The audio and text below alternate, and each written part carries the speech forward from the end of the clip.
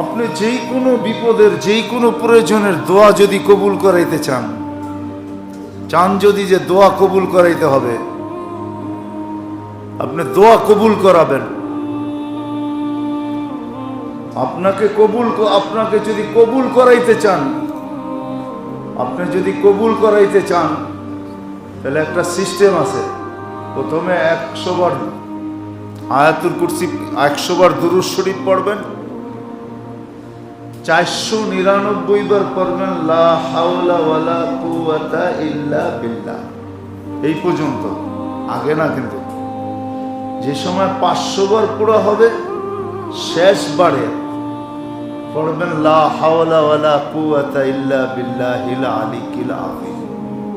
500 পুরো হয়ে গেছে, তারপরে 100 বার দুরূদ শরীফ পড়েন। এইভাবে কয়েকদিন পড়া দোয়া করেন।